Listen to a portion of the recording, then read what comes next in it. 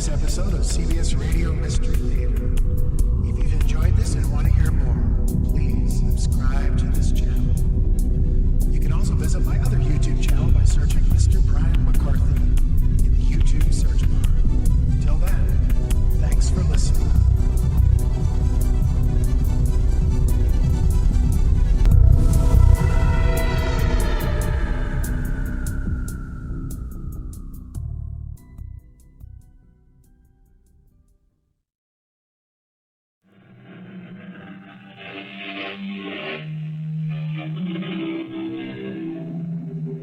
Come in. Welcome. I'm Tammy Grimes. It was G.K. Chesterton who wrote, "The world will never starve for want of wonders, but only for want of wonder." Now, open your dictionary, please. Definition of the noun wonder. The feeling of astonishment and awe, aroused by something strange, incredible. I believe the story soon to unfold is strange enough, incredible enough, to arouse in you astonishment and awe. Still, maybe not. You may cynically not believe a word of it. We've got to find out what you lost. You've repressed it, blocked it, but somewhere it's trapped in your subconscious and we'll root it out. Now, what's this about no committed relationships? I quit before I start one. Like with girls. I'm afraid I'll... What? I'm afraid I'll hurt her. Physically? I don't know. Or afraid you'll destroy the relationship if it begins? I don't know. Now, quit asking me. I don't want to know.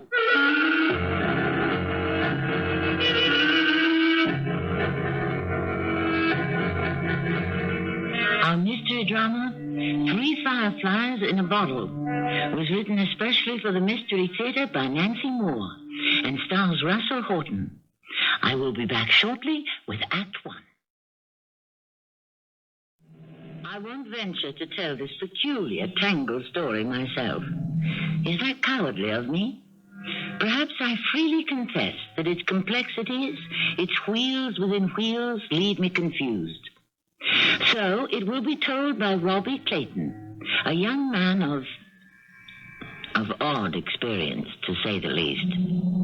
It's his own story, beginning when he was 7 and suddenly saw in his room... There, you see, I am tempted to tell this story, jealous of my role as storyteller. No, I resist and give you Robbie Clayton. I didn't know what he was. 13 years ago, at 7 years old, how could I know? The fact that he looked weirdly different from people didn't surprise or bother me. A 7-year-old's world is a patchwork of surprises anyhow. And he didn't seem as magical to me as a circus clown I'd seen shot from a cannon. So I wasn't scared at all when he simply appeared one day in my room. Robbie, I've come to see you from the stars. I've come from outer space to be your friend. My name is Al. Hello, Al. I've got 3 fireflies in a bottle, and they look like stars. To me, outer space was just the big friendly sky, and I had no sense of wonder that Arl came from there. I thought everyone had a friend like him who appeared sometimes when you were lonely, and who knew without words what you were thinking, and you knew what he was thinking too. Talking without words was a new game. I liked it. I liked Arl. Of course, my parents believed Arl was their little boy's overactive imagination. I remember what they said when I told them about my new friend. John, do you realize what our Robbie has done? Certainly. He's lonely out here in the country. No brothers or sisters. He's made up a playmate. Well, I've heard of other children doing that. Isn't it sweet? Robbie, tell us what your friend Arl looks like. I don't know how to tell. Of course you do. A smart little boy like you. Oh, he's got more eyes than me. He can see everywhere all the time. Oh, such an imagination. Darling, where does Arl live? On a star named... It's a hard word, Mama. Try. Named, Brigbrog. Brigbrog. Well, say now, that is a hard word. And tell us again how he talks to you. He thinks, and I think. Oh, John, where on earth would Robbie get such an idea? Who knows? Now, precious, tell us how Arl comes to see you. In a great big red top. See, Katie? Our spaceship is shaped like Robbie's red singing top. Cute, huh? Oh, I wish Papa and I could see Arl in that spaceship. Arlo says grown-ups can't see him because they don't want to. They're scared to hear what he wants to tell them. John, you ever heard of such an imagination in a child of 7? Isn't he adorable? They didn't think I was adorable by the time I was 8. Their son was too big for foolish baby games. By now, I should have outgrown Arl. My father said, with a sternness I'd never heard before, Robbie, I want this nonsense stopped. There is no such person as Arl. He's made up like stories in books. Babar, Pinocchio. Not true, it's pretend. Now, from now on, you will stop talking about Arl. I stopped. But that didn't mean Arl stopped coming.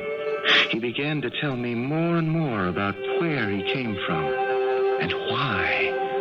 Brigbroggians don't behave like earthlings, Robbie. We have no hate in Brigbrog, no wars, no fear or pain or hunger. A kind of paradise, I realize now, though Arl never used thoughts, that word. He tried to explain much more than my 8-year-old mind could grasp. Looking back now, I understand that Arl was predicting what's coming to pass on the planet Earth today. Earthlings pollute Earth. They pollute space. Worst of all, they pollute minds with greed and hate and war. Why do they? Earth is a very primitive planet. It stubbornly refuses to learn. Thus it is streaking backward at dangerous speed, rushing to its destruction. My small friend, do ask again why? Why? Because Earthlings are full of hate. They feed their hate and do not feed the hungry mouths crying all over the planet. I had never known hunger. What Arl said had no meaning for me. And finally came the day when he had to do more than talk to an 8-year-old. Small friend, time for your planet is slipping away. I can wait no longer for you to understand. You are to tell the grown ones what I have thought transferred into your mind. You tell them, Arl. Oh, they are too blind and destructive even to see me, much less hear and listen. They won't listen to me either. Oh, if an innocent child reports matters far beyond his ken, the grown ones will have to listen. They will know such knowledge could not be fantasized by a little boy, that the warnings had to be told to you by a superior intelligence, and Earth will act to save itself.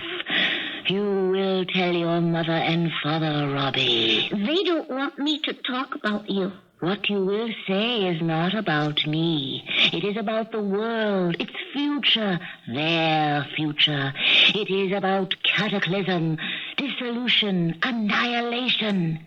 They and all else will perish if they do not take heed. You will tell them, small friend. Mama, Papa, the world is streaking backwards at dangerous speed. What, son? It is. Earthlings don't do right. They're dumb. Earthlings. Now, where did you pick up that word? On TV, John. They pollute Earth. They pollute space. They pollute minds with greed and hate and war. Did you hear that, dear? What a memory our Robbie has. Yeah, well, I guess he hears that stuff on TV. No, Papa. Earth is rushing to its destruction. Good heaven. Oh, get those big words, Katie. I tell you, our son may just be a genius. You have to listen. Earthlings are full of hate.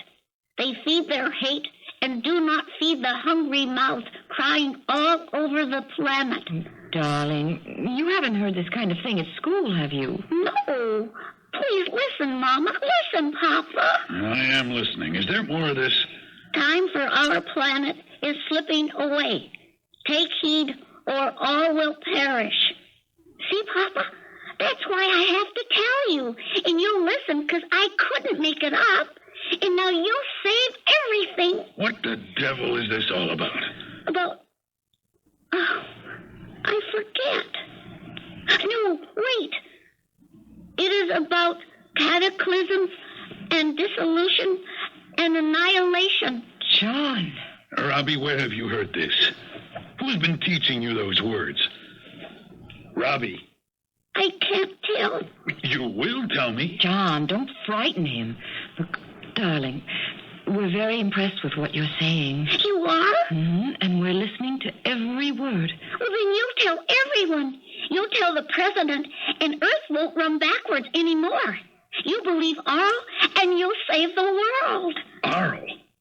So it's Arl. Oh, Robbie. I told you not to make up any more stories about that creature. Stand up. John. Stand up. Yes, sir. I have never whipped you in my life.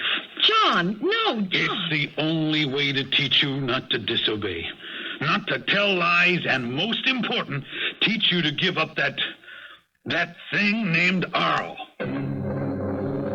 My father pushed his chair back with such force, it crashed against the wall. He laid me across my own chair and struck me again and again. Sobbing, I stumbled to my room. Arl was there, and I was my father's son. You sing. I hate you. You tell lies. I hate you. Go away. I threw books at him, roller skates, a tinker toy. I was living up to what Arl said about Earthlings. Full of hate, of fury, I wanted to destroy. Arl stood motionless. No thought came from him to me. I had cut off communication. The things I hurled bounced off him, and his many eyes, always so bright, were dim and sad. He began to flicker, to fade, and he was gone. That's when I came to my senses. Oh, come back. I didn't mean it. You're my friend. I didn't mean it. Oh, please come back. But my friend didn't come back. Had he ever been there at all? Real or made up, the memory of him receded from my mind. That little boy forgot him completely. Only now, when I'm 20, the memory is back. And I realize how Arl, gone, vanished, forgotten, still influenced my life 9 years later, when I was 17. I've got it straight at last, after having it crooked for so long. We ask the same question. Was Arl ever there at all? Or had Robbie's imagination been fired, not by elves and gnomes of the Brothers Grimm, but by television's flying saucers shaped like tops and spacemen shaped like Arl? Whether he was real or imagined, there is more about Arl to come. We're told that he affected Robbie's teenage life in another way. Shortly, in Act 2, we will learn in what way. 8-year-old Robbie Clayton grew and flourished and turned 17.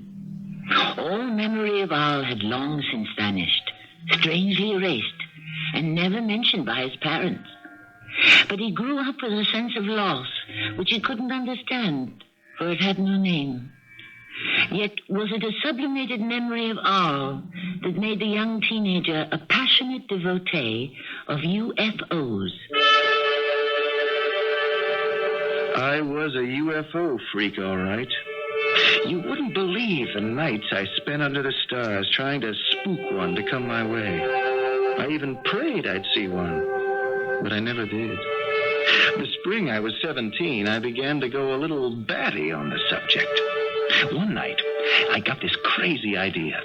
My girlfriend Buffy and I were stretched out by the stream on my dad's property in the country, watching for UFOs.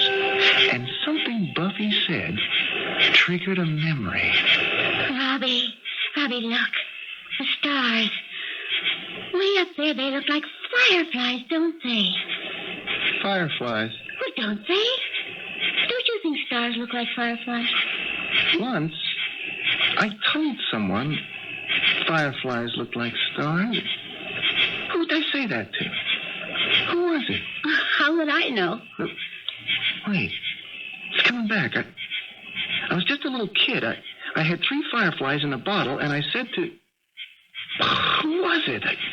I gotta remember. I've got to. Why? Why is it so important? Well, I don't know, but it is.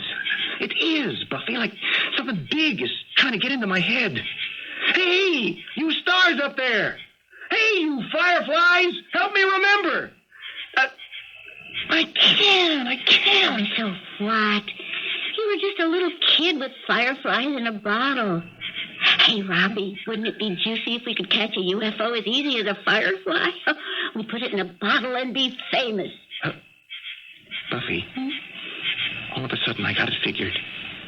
It's the something big trying to get into my head. I am going to catch a UFO. I'm going to be famous. Oh, sure. One of these days, next month, next year, sure. Now! Tomorrow. It's going to happen. I'm going to make it happen. Oh, I got this great idea. Fireflies put it into my head. I don't know how, but they did. Oh, come on, Robbie. Some little old lightning bugs gave you an idea? Now, listen, don't I know everything there is to know about spaceships? Oh, sure, secondhand, but I know, don't I? Well, don't I? Yes. So, what's to stop me from claiming I saw one? What? Yeah, and make everyone believe me, too. You mean make it all up, lie about it? Well, why not? I'll make up a sighting different from everybody else's. Do you really think that... Yes, I really think. I got almost the whole story in my head right now without even trying. Oh, Robbie, it's crazy. It's not crazy. I deserve it. I've got a right. What right? Who gave you the right? They did. The UFOs did. They know about me. They know. Listen, here's one way it'll be different. Now, everybody always sees spacemen. Robbie Clayton's going to see a space woman. Hey, up there, you spaceships, I've got a space lady in a bottle! I worked out my story, and it was a zinger. I began to believe it myself. The next day, I called the Department of Defense UFO Division. I made my pitch to the guy at the other end, Major Harris. He asked a bunch of questions, but I had all the answers rehearsed. Then he said he'd come himself that very evening to investigate. I thank the Lord my folks were in Europe, so they couldn't louse up the act. First, the major asked to see where the UFO came to pick me up. I took him to the stream. We left his car on the road about a quarter-mile away. Right here, huh, Clayton? Yes, sir. Right here. I was fishing, see, and all of a sudden, this UFO is right beside me. I didn't see it or hear it before. It was right here. Mm-hmm. Yeah, well, I don't see any marks where it stood. Oh, no, sir, because it was never on the ground, just above, about a foot above. Hovering? Yes, sir, hovering. Shape? Like a top, like the shape of those big musical tops kids play with. Color? Red. Size? Well, I was real surprised. I thought UFOs were... Never mind what you thought. Just tell me the size. Well, as near as I can figure, about 50 feet around and like 20 feet high. So what happened? Well, it had a round door. It was open, and standing right there was, I could hardly believe it, was a girl. Not a man, a girl. A woman. How about that, Major Harris? Interesting. Describe the woman. She looked a lot like people. I mean, Earth people. Only she didn't. I mean, her face did and her body did, but she was tall and real tall, maybe 7 feet. And her eyes, great big eyes, well, they were purple. And so was her hair. Purple. Wow. She was beautiful. More than anyone I've ever seen. I think the word is ethereal. Ethereal. All right, then what? She talked to me. That space lady stood there and talked to me. But neither one of us had to say one word. Telepathy. In English? Well, I don't know.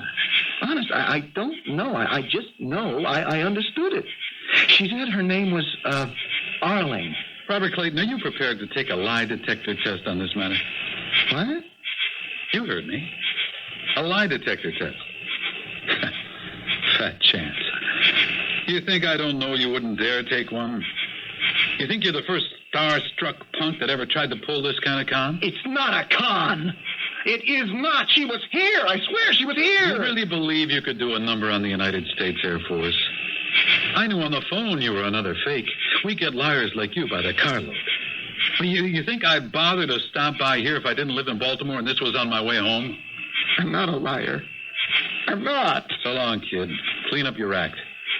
You never saw a UFO and you never will. Purple eyes, purple hair. I wanted to die. I laid face down on the grass and cried. While I talked to the major, I had myself so psyched up, I really believed Arling had been there. I could see her. I really could. What a fool I felt now. A punk. Just like he said. A star-struck young punk. I lay there on the grass like that until I heard a voice. Robbie Clayton. I thought the major was back. I rolled over and looked up at a huge red top hovering. Standing in its round doorway was a tall extraterrestrial being with purple eyes and purple hair. I thought I'd gone out of my skull. The second I thought that, she knew I thought it. You are knocked out of your mind. I am here. My name is Arling, and I am gratified that you find me ethereal. You look the way I made you up. As you imagine me to be, I am. To another, I would take the form of his imagination. But know this, I am as real as fireflies in a bottle. If you're real, can I touch you? Touch. I stood up, reached out, and touched. She felt, I can't describe it, but I remember, like velvet maybe, only different. Just touching her, I got an electric shock. I snatched my hand back, and in that very second, she was gone. She and the ship she came in. I stood there, dumb, in an anguish of love, of wishing her back. I began to run. Maybe I could catch Major Harris. I was sure not much time had passed. I'd been in a time warp. In the distance, the Major was just getting into his car. I yelled his name, running like a shooting star. He waited, sitting behind the wheel. Major, listen, please, for Pete's sake, listen. I saw it. I'm not lying. This time I really saw it. The spaceship, the space woman. Full, like I said, purple eyes, purple hair. Honest, she was there. She said... That's enough, Squirt. A whole lot more than enough. You don't know when to quit, do you? Now get off my back. Okay, so you don't believe me. You never will. No one will. But you know something, Major Air Force Harris? I don't care! I saw a spaceship, I talked to a space being, and that's all I want in this whole world!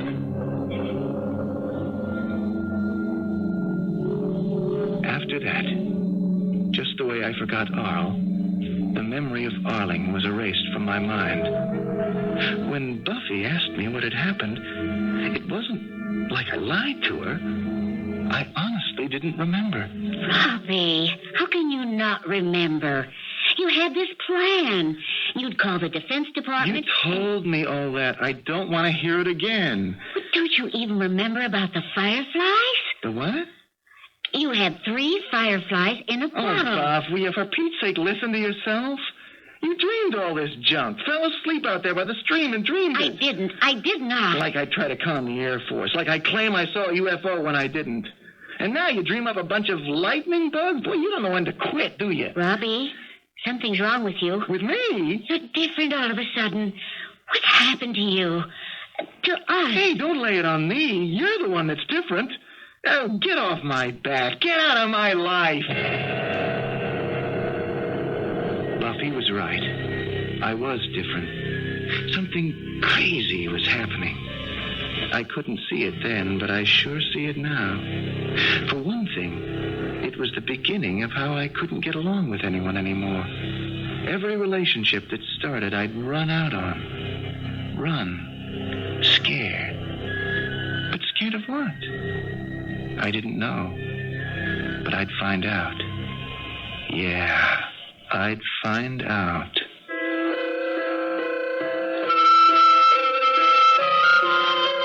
Indeed, a change had begun in Robbie Clayton. And remember that sense of loss he'd suffered since childhood? It intensified. But one thing did not change. His absorption, his obsession with space. At 18, he quit school. At 19, left home. Where did he end up? In a cheap 2-bit carnival, working a UFO concession. In Act 3, we will follow him there. Robbie Clayton's UFO concession in the carnival consisted of a tall, multicolored pole with small 3-inch spaceships hanging from its top by wires. Some 15 feet from the ground, these toys whirled at high speed in a zigzag pattern around the pole. Step right up, folks. Only 50 cents, half a buck. Shoot down 3 spaceships and win a classy UFO model. Step right up. This sleazy occupation could hardly satisfy Robbie's craving for space knowledge. Yet there he was. Yeah, there I was. A loner, no friends, no girl. And all the time, that rotten sense of something missing, lost. After a year at the Carney, a new concession went up next to mine. One of those 2x4 tents, and over the entry flap a sign, Maximilian Carlton, hypnotist. The first day, the gent by that name came to my space to get acquainted. Hello, neighbor. Well, Maximilian Carlton. Call me Max. Who are you? Rob Clayton. Here, have a belt of good old whiskey, Rob. Tastes better out of the bottle. No, thanks. Well, whatever you say. This Carney's some dump, huh? Yeah. So, you're in the space racket. Hey, don't you call it that. Oh, sure, this cheap game is a racket, but space, outer space, no, that is the most... never mind, you wouldn't understand. Pretty uptight on space, aren't you, friend? Spacey, you might call it. Hey, what do you mean? How do you know I'm uptight? Oh, I know, buddy. I can read you. Say, maybe I could loosen you up with my racket. Hypnotism? Forget it, and I'm not interested in... Can you, hypnotize anybody? No. Some people aren't good subjects. Well, what if I'm not? No problem. I'm not just a hypnotist. I'm a psychiatrist. In a carny? Well, you see this bottle? It got me run out of the profession. Okay, I may be a boozer, but I know what I know. I could help you get off your hook. Maybe Max lied about what he was, but he sure knew how to draw me out. He sat there, swigging out of his bottle, and got me to spill a lot of stuff I'd never talked about to anyone.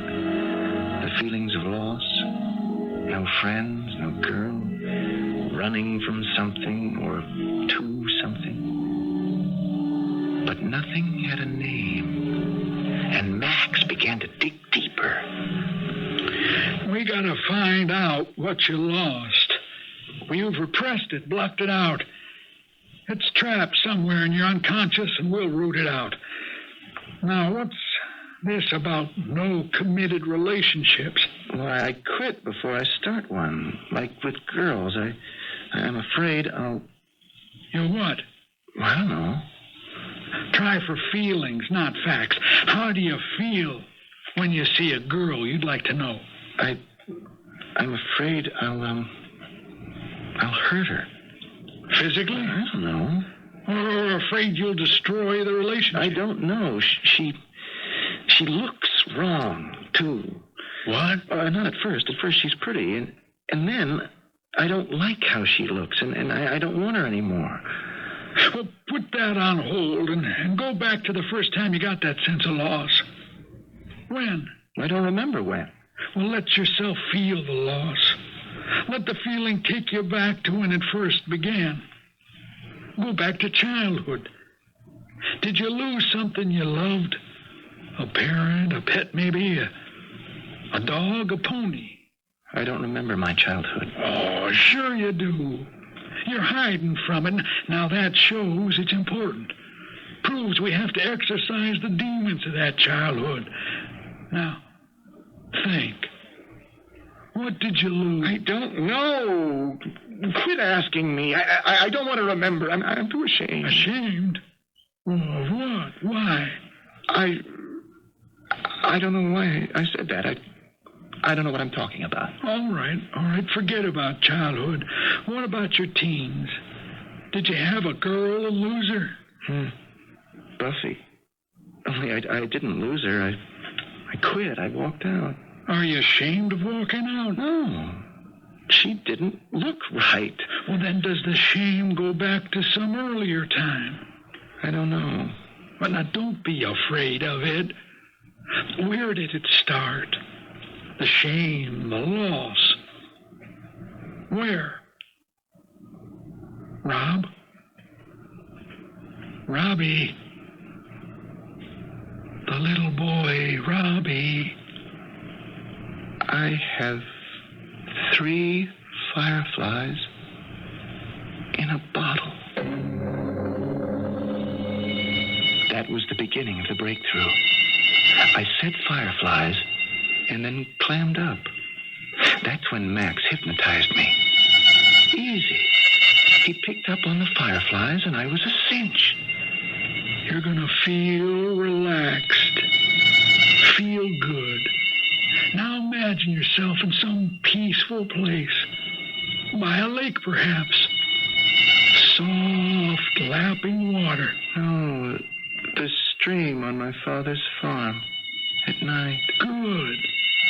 Now you lie on the grass beside the stream. Peaceful. Watching the fireflies. And the stars. And the stars. Quiet.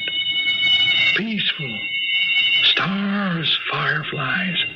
When I snap my fingers, you will go back to your childhood, to the little boy, Robbie, and you'll remember what happened to him that was so important. When I snap my fingers, you will remember.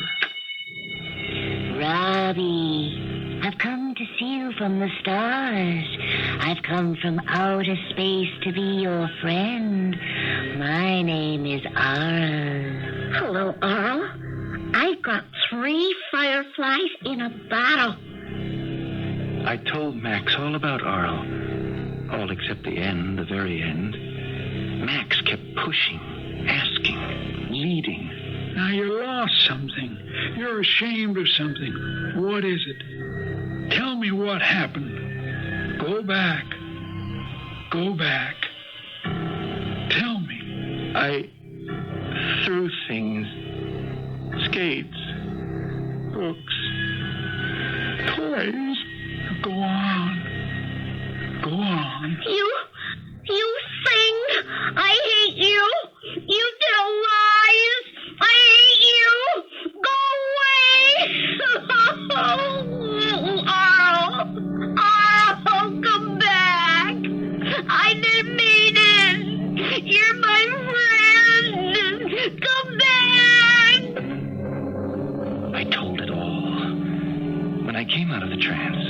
whatever you call it. Max told it all back to me. He was full of whiskey, and he laughed at me. Laughed! He thought it was funny. I wanted to kill him. Well, bless my soul, that's a razzle-dazzle bang-up history if I ever heard one. Huh? Arling, the planet Bergborg, all of it in your mind, every syllable of it made up, yanked out of your imagination. A spaceman in the nursery. See, your 8-year-old self believed Arl was there. Then you believed you lost him, believed all your life down in your subconscious that you ran him off. Well, now you get it, Rob. That's why you're scared to like anyone. Afraid you'll kick that person out, too, the way you kicked out Buffy. Now, you don't want that stuff to happen again. It all relates back to destroying Arl, see?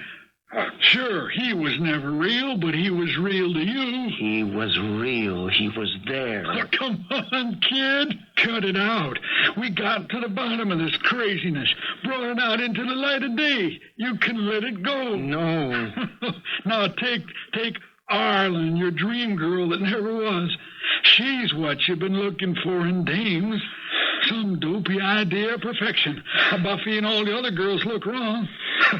Because they haven't got dizzy purple eyes and purple hair. Quit that. Look, don't you dare laugh. I saw Arling. Sure. I touched her. And somewhere she is waiting for me. I'm going to find her again. She's the one I want. I said quit that!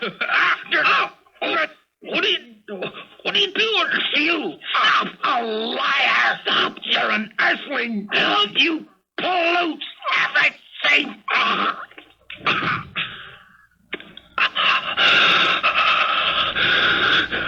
Good. You can't laugh anymore.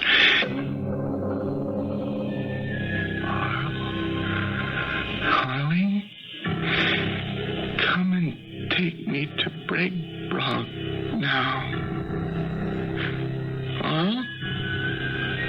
Arling?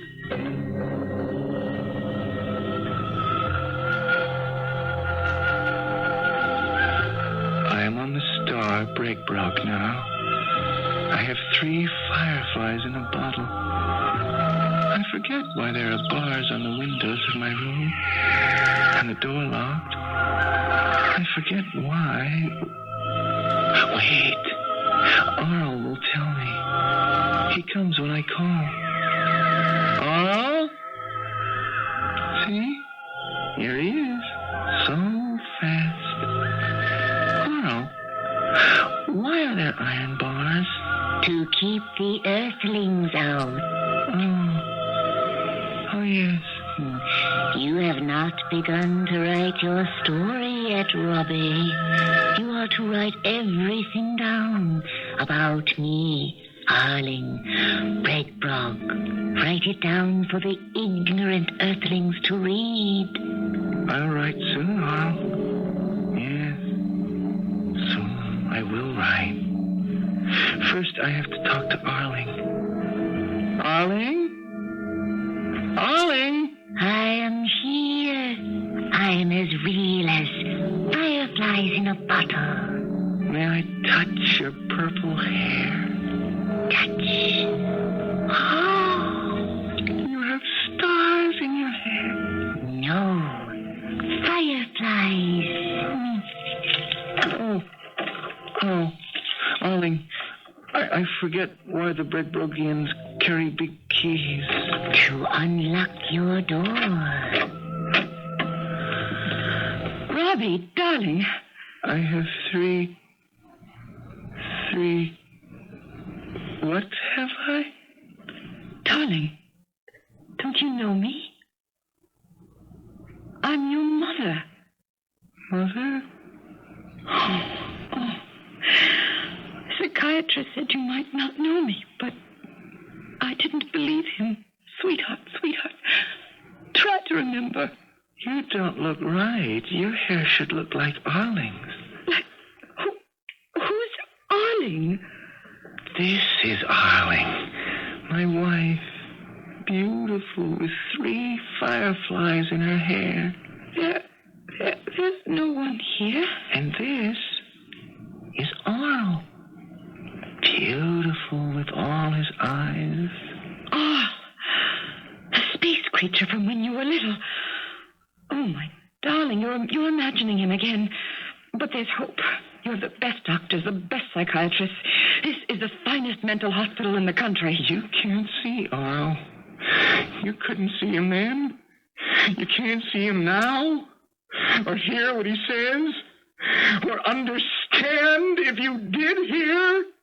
He could save you, save the world, but you refuse to understand. I will begin to write now the whole story for Earthlings to hear, understand, believe, and then act to save the world. I didn't know what he was. 13 years ago, at 7 years old, how could I know? The fact that he looked weirdly different from people didn't surprise or bother me. A 7-year-old's world is a patchwork of surprises anyhow. And he didn't seem as magical to me as a circus clown I'd seen shot from a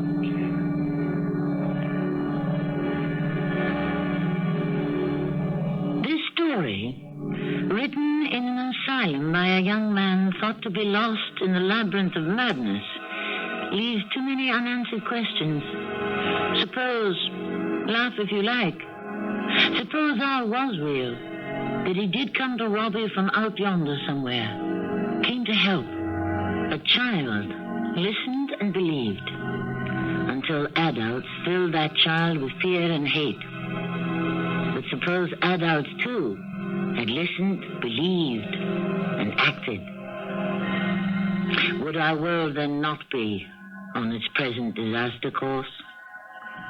Alas, we have no answers. I will be back shortly.